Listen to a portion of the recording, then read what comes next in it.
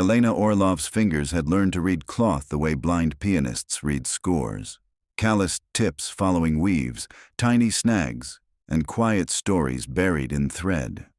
In her Warsaw workshop, the past routinely arrived wearing moth-chewed medals and rusted buttons. Napoleonic greatcoats, Crimean pelisses, a single brittle tunic from the siege of Sevastopol that smelled of salt and ash even after a century. Collectors trusted her to heal time's wounds. She never expected that time would begin wounding back. The first warning came on the gray afternoon she unwrapped an Austro-Hungarian officer's jacket delivered from Munich. It was a handsome piece of dark blue wool with crimson facings, thick with old pride and parade dust. Yet the left breast was torn by an unmistakable, neat puncture. A bullet had entered, mushroomed, and exited through the lining. Elena set the uniform on her work table, humming a waltz she only half remembered, and probed the frayed circle with a silver stiletto needle. Powder residue still clung to the fibers like ground pepper. She shook her head. No amount of careful steaming could remove that. Minutes later, the little radio she kept under the counter crackled. Breaking news. A Macedonian Reform senator, Viktor Markovich, has been shot in Vienna. Sources say the fatal round struck his heart. The announcer's flinty voice went on, clattering out details. But something inside Elena froze. She looked at the hole again, tiny, black, perfectly placed over where a human heart would beat. Coincidence, she told herself. Cloth remembers violence. Violence happens every day. Yet even after she charted the repair, her unease throbbed behind her eyes. That night she stayed late, pinning a silk patch under the entrance hole, easing matching wool yarn across the opening in near-invisible ladder stitches. When she finished, the scar was barely perceptible. A ridiculous impulse made her flick on the radio again before locking up. In stable condition, the announcer now declared. Earlier reports that Senator Markovich had died were premature. Doctors say the bullet missed the heart by centimeters. Elena sank onto her stool so abruptly that loose pins chimed in their dish. She replayed the moment. She had drawn thread over the hole, narrowing its mouth, denying it a target. And the shooter's aim, centimeters off. Coincidence's second visit came 3 days afterward inside a Spanish Civil War militia jacket. 2 ragged perforations, entry and exit, between shoulder blades. As Elena basted the lining, a television in the cafe across the alley showed footage of a Colombian Union leader murdered from behind at an outdoor rally. The images were soundless through the glass, but she could imagine the anchors reciting ballistic facts. Shot from 40 meters, high-velocity round tearing through lung and collarbone. An icy band cinched her ribs. She stopped stitching. The next morning she searched online and found an eerie match. The Colombian's autopsy diagram was a mirror image of the spaced holes under her lamp. She tried working on a different project, yet every fiber of her concentration vibrated toward the uniform lying unfinished on her second table. Mid-afternoon she surrendered, threaded a needle, and closed the wounds. That night, the news reported authorities had arrested a gunman entering a hotel in Buenos Aires with a suppressed rifle. His chosen balcony gave the same downward angle as the one that had killed the Union leader. This time, no bullet had been fired. Not coincidence. Pattern. Elena, normally a silent woman, visited her upstairs neighbor the following evening. Paolo Szabo freelanced for half a dozen European newspapers and had a talent for wringing information out of reluctant databases. She recounted the first 2 incidents clumsily, aware of how they sounded. Paolo listened without interruption, dark brows knitting only as she mentioned the senator's wound deflecting. "You repaired the first jacket before the correction appeared in the news?" he clarified. "Yes, hours before." She braced for a gentle dismissal. Instead, he said, "Let's test it." He drummed his pen against the table. "Superstition thrives on incomplete data. We gather complete data." They agreed on a protocol that felt absurdly forensic. Every time a uniform with ballistic damage arrived, Paolo would survey global incident reports within the preceding 12 hours, assassinations, high-profile shootings, aborted plots. They would log entry and exit coordinates on sketch maps of torsos. If the marks matched, Elena would delay repairing one hole, observe fresh news, then mend it and monitor again. The next sample came sooner than expected. A khaki tunic from the British 8th Army, North Africa Campaign 1942, a hole low in the abdomen. Checking wire services, Paolo found nothing congruent. Elena hesitated, then ignored the uniform for 2 days, forcing herself to tackle ordinary alterations. On the second evening, her phone pinged. Breaking! Former Tunisian general wounded by sniper while leaving his car. Bullet entered below the navel. He might not survive. She sprinted to the shop, heart battering, and worked under the dim single bulb until the rip closed, double-knotting the invisible thread. Dawn was chalking Warsaw's rooftops when her phone vibrated again. General Fahd Bukhari had pulled through surgery, prognosis good. The experiment's conclusion glared at them both. Bullet holes in vintage military cloth echoed, predicted, perhaps even directed present-day assassinations. Fixing the cloth disrupted history still unwritten. "How can this be?" Elena whispered, half exultant, half ill. Paolo only murmured, "Causal loops don't ask our permission." Word of what they were doing never left Paolo's apartment or Elena's basement, yet secrecy is porous. The seam of the world held listeners. 10 weeks into their private crusade, a nondescript man arrived in the morning drizzle, claiming he represented a Norwegian collector with a horde of Napoleonic uniform requiring discreet restoration. Elena scheduled an appointment. At the appointed hour, the man came flanked by 2 companions whose courtesy felt rehearsed, blazers tailored to hide weapons. They carried a single French dragoon coat, emerald green, its front shredded by 3 lateral bullet slits. Elena's scalp crawled. Triple shots, close grouping, an executioner's cluster. "We'd like an estimate," the lead visitor said. "Immediately." His eyes never quite met hers. Elena unfolded the coat. The holes gaped like gasps. She thought of heads of state, of journalists, of scientists whose work threatened powerful people. 3 bullets, 3 futures. "I'll need time," she said, willing her hands not to tremble. "Proper matching wool, specialized dyes." "Time is limited," the man replied. A faint trace of an accent she couldn't place. "Our patron is impatient." They left the coat, promising to return in 48 hours. Paolo's reaction was swift. "Trap." "They know," Elena agreed. "Or suspect." "Stitch them now. Save whoever those shots want." She examined the cloth under magnification. Powder pattern suggested a distance of maybe 15 meters. The spread indicated center mass targeting, heart, lungs, spine, any of which could be fatal. She backed away. If they planned this, they might want to see me sewing. Proof they can harness the effect. I won't be their instrument. "Then we move the instrument," Paolo said. An hour later, the coat lay folded at the bottom of his rucksack as they boarded a train headed for the sleepy coastal city of Gdansk. Paolo had booked a cheap hostel room whose view smelled of brine and tar.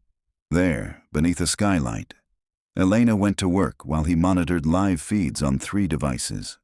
She finished the first and second holes amid growing unease. News tickers reported an assassination attempt on the Nigerian Minister of Energy in Abuja. Attackers fired twice, both bullets stopped by armored glass. The third remained. Elena sensed the coat vibrating with unfinished violence. Sirens wailed outside the hostel. Paolo peeked through the blind. 2 dark vans idling by the curb. "They're here." Elena's mouth dried. "I need 10 more minutes." "No time." He grabbed the coat, thrust it into her hands.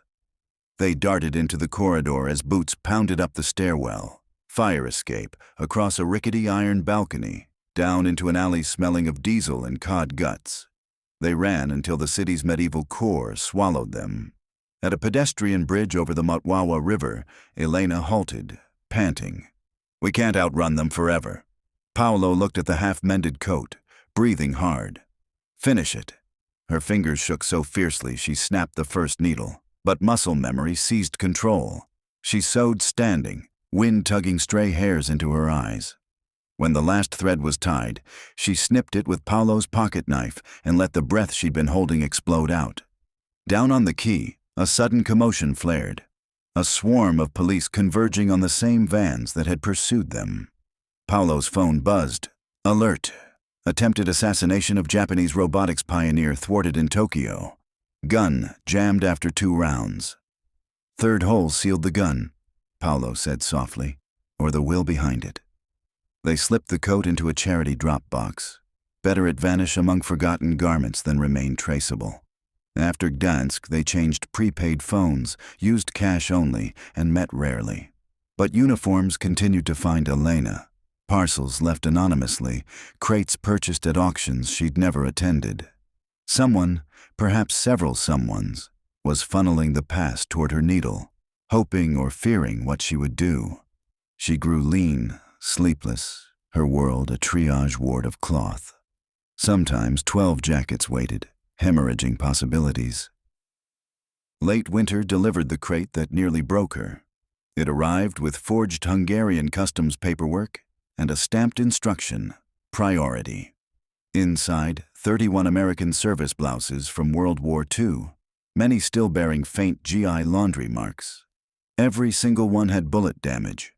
She lined them on racks, sick with dread. 31 shootings in motion, like a organ's worth of hearts, already falling silent. Paulo arrived that evening. We have to call others in, Doctors Without Borders, Interpol. Evidence is cloth and intuition, she retorted. Who would believe us? He paced, fists tucked under arms. Then we recruit help another way. They mapped the holes, color-coded by angle and caliber, building a grisly constellation. Trends emerged. Small-bore rounds favored spines and occipital lobes. Heavier munitions angled through rib cages. Paulo cross-referenced risk populations. Dissidents, reform candidates, investigative reporters, minority advocates, roughly matching the number. He could not specify who, only that the wave was global and imminent. We don't have days, she said, so we stop them the only way we can. Elena's cramped workshop became a factory of salvation. Paulo learned to thread needles, his stitches clumsy but determined. They worked in silence but for the pop of the iron, the snick of scissors, and the catastrophic litany on Paulo's live alert feed. One by one, reports arrived of planned hits foiled by jammed weapons, absent snipers, bodyguards guiding principals away, seconds before shots were fired. Each success pumped buoyancy into fatigue-numbed limbs. By dawn on the 3rd day, 29 uniforms lay healed. 2 remained. Elena's eyesight shimmered with halos, but adrenaline burned through her marrow. She began the 30th, a narrow tear under the left clavicle. Paulo brewed coffee thick as river mud and set the mug by her elbow. Outside, the sunrise bled the sky a color too vivid to be gentle. Metal grated downstairs, the metal shutter being forced. Paulo killed the lights. They had installed barricades after Gdansk, yet under assault, nothing felt sufficient. Boots on concrete, terse voices in Russian. Elena caught only fragments. Need her alive. Fabric is priority. She swallowed terror. Whoever orchestrated the crate wanted a harvest of unstitched holes. 31 orchestrated deaths. Now they came to protect their crop. Paulo ushered her through the back hall into the tiny boiler room. Brick, no windows. Only one exit. The door they'd entered. He bolted it, then turned. They'll burn through soon. Elena's gaze dropped to the last 2 jackets. Help me. He understood. 1 flashlight, 2 pairs of hands. The rattle of a battering ram hammered the shop front. She stitched as though her needle were tungsten, cloth granite. 1 line, next, knot, snip. Paulo followed on the final jacket. His uneven tension puckered the wool, but the hole vanished. The door splintered. Masked men leveled pistols with integral silencers. Elena met the closest pair of eyes and, absurdly, thought of how many uniforms those eyes would someday inhabit when history judged them. But gunfire never came. Each man stiffened, faces rippling with bewilderment. One pulled the trigger experimentally. Click, click, click. Paolo's eyes widened. Their weapons had become impotent. More clicks, frantic now. The lead attacker lowered his useless gun, staring at it like a faithless lover. Then he backed away, murmured a retreat order, and the group vanished into the stairwell. Elena's knees gave out. She sat on the floor among thread ends and dust, laughter bubbling from some cracked chamber behind her ribs. Paolo grabbed her shoulders. "We need to leave while they're confused." They walked into dawn carrying nothing but memory. The healed uniforms they left piled like empty skins, harmless as scarecrows. By noon, digital traces of Elena Orloff and Paolo Szabo had evaporated. Phones disposed, bank accounts closed, rental records scrubbed. They fragmented themselves across Europe. An overnight ferry to Sweden, months under assumed names restoring linens for coastal hotels, a pilgrimage to Portugal where Paolo's tetrachromatic aunt taught them to dye threads with cochineal and indigo while never asking about bullet holes. Yet the work followed. Postmarks from Argentina, Morocco, Laos. Garments that should have turned to dust found them through labyrinths of smugglers and sympathetic archivists who had heard rumors of the Needlewoman's miracle. Each time the choice returned, mend or allow history's dark momentum. They never discovered the source of the uniforms or the physics binding past cloth to future bullets. They only knew fabric remained obedient to careful hands, and that, for now, was fate enough. Years later, Elena walked alone through a temporary exhibition at the Imperial War Museum in London. Battle dress, 4 centuries of military tailoring. Glass cases glimmered with uniforms she had once cradled. She could spot the ghosts of her repairs, microscopic ridges where wool met wool. Visitors drifted past, admiring braid, not noticing miracles. A teenage girl paused beside a case displaying the Austro-Hungarian jacket, fingertips hovering over the glass. She leaned closer, squinting at the patched breast. Elena smiled, moved to speak, but stopped. Some stories required silence. Instead, she ran her palm across her own coat pocket where a traveling needle case rested, always within reach.